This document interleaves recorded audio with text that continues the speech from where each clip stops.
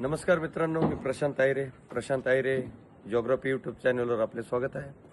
आज आपण रत्नागिरी जिल्ह्यातील रत्नागिरी शहरातच लागून असलेल्या समुद्र किनारी भागात रत्नदुर्ग किल्ला आहे.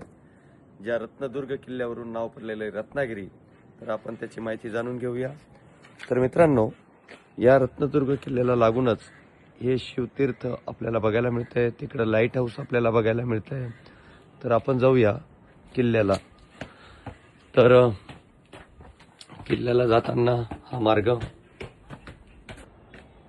हे किल्ल्याचे प्रवेशद्वार. आपण किल्ल्यात प्रवेश करतोय. रत्नदुर्ग किल्ला.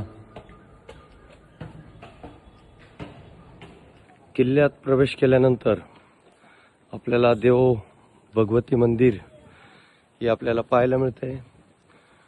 अगदी निसर्गाने नटलेला सजलेला हा प्रदेश आपण बघतोय.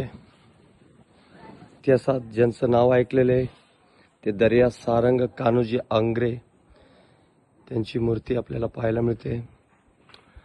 नंतर आपण भगवती मंदिर इथे आपण प्रवेश करतोय. नक्कीच तुम्हाला आवडेल.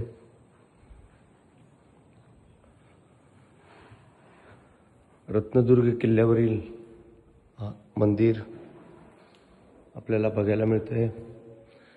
आपल्या चॅनलच्या माध्यमातून अशा अनेक गोष्टी तुमच्यापर्यंत पोहोचवण्याचा मी प्रयत्न करेल, नाही का. ही आहे तटभिंत आणि समोर आहे आपला अरबी समुद्र आपल्याला पाहायला मिळतोय. निसर्गाने नटलेला आणि सजलेला हा परिसर या ठिकाणी बघा. मित्रांनो, अगदी या किल्ल्याची उंच अशी तटभिंत आणि त्या मार्गाने आपण आता जातोय. समोर तुम्हाला जे दृश्य पाहायला मिळेल रत्नदुर्ग किल्ल्याचं, आणि सगळ्यात मोठं वैशिष्ट्य ते म्हणजे हा असतो समुद्र. रेडे बुरुज हे पाहायला मिळतंय. समोर हे रेडे बुरुज हे आपल्या किल्ल्यावर सुंदर असं पाहायला मिळतंय. च्या मागे असलेला हा खवळलेला समुद्र, अरेबियन सी.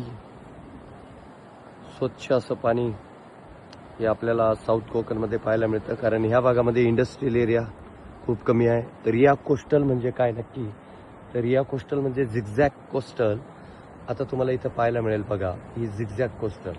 आणि कोस्टल मोजताना अशाच पद्धतीने हा दंतूर किनारा झिगझॅग पद्धतीने मोजला जातो.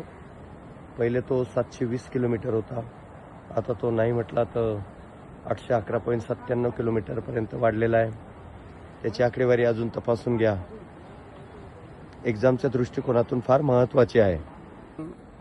हा जो रत्नदुर्ग किल्ला बघतोय, आतापर्यंत आपण प्रवेश बघितला, भगवती मंदिर बघितलं, कान्होजी आंग्रे यांचा पुतळा बघितला, रेड बुर्ज आपण ते देखील बघितलं, आणि सुंदर अशी ही तटभिंत. आणि या तटभिंती जवळ हा सुंदर असा खवळलेला हा अरेबियन सी. आता तुम्हाला पाण्याचे कलर सुद्धा बदलताना दिसत आहेत.